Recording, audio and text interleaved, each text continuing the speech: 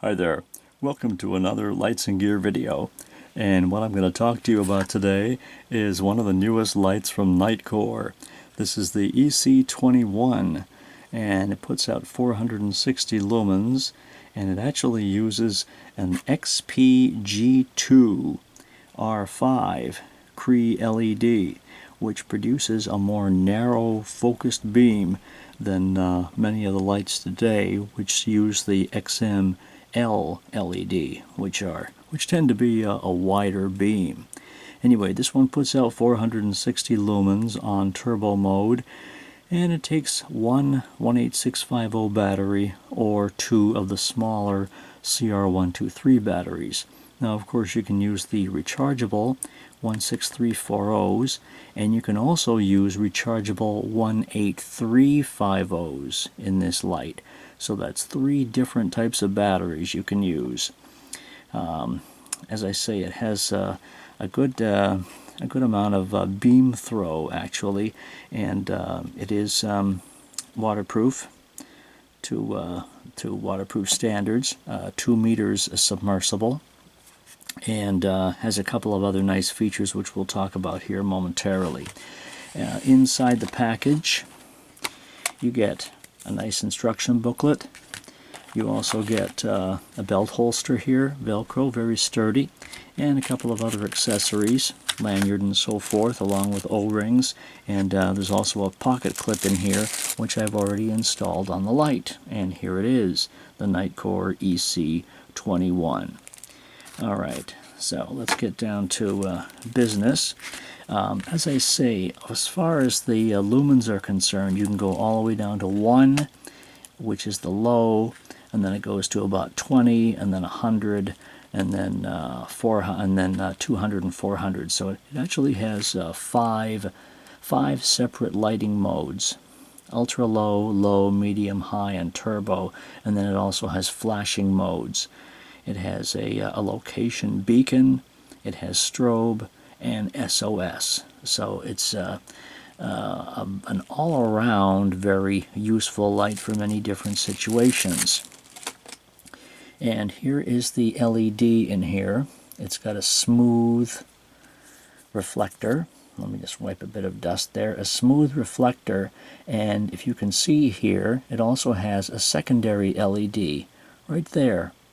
This puts out a red light, of which you can signal with, or use as sort of a locator for where the light is when it's in standby mode. So I'll do this and show you the 18650 battery that's in here now. There it is, using a SoShine at this particular moment. But as soon as you put a battery in, whether it's one of these or two of any of the others, as soon as the battery connects, it's going to flash. There it goes. It flashes red. And what this is doing is actually showing you the voltage of the battery. But in any event, you know, if you get a number of flashes on here, that the battery is good. And so that's what that does immediately as soon as you put the battery in. Sort of a confirmation there that everything is hunky-dory. So anyway, let's the power switches, by the way, are right here. This is a mode switch for changing the modes, and this is the power switch for turning it on and off. There are no other switches on the light. There's no switch on the tail cap. So this is the whole thing right here. All right, let's turn the light off and give you a real-life demonstration, as it were.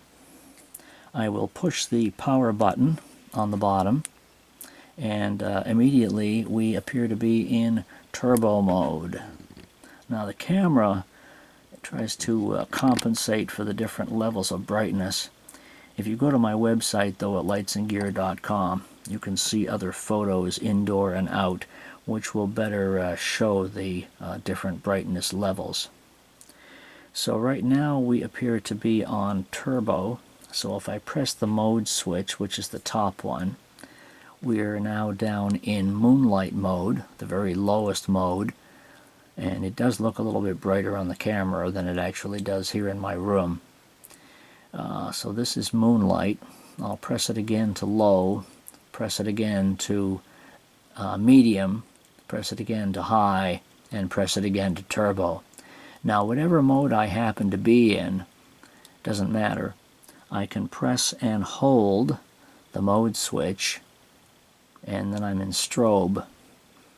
And then if I press and hold it again, I go into location beacon, I think they call it, and it just does this flash. And then if I press and hold it again, I'll be in SOS mode. And then one more press will take it right back to the regular lighting mode it was in originally. Okay, I will now turn it off by pressing the power button. Now what I can do from this mode is I can press and hold the power button, and I will get immediately low, or actually Moonlight mode. Pressing and holding will give me Moonlight mode. If I press and hold the mode switch, I get automatic turbo. So I can either go from low, very low on the one button, to very high on the other button. And just hit that again and return back to the low mode, or whichever one else I want to go to, whichever else one, however you say that. Another mode, let's put it that way. Okay, so we'll turn it off.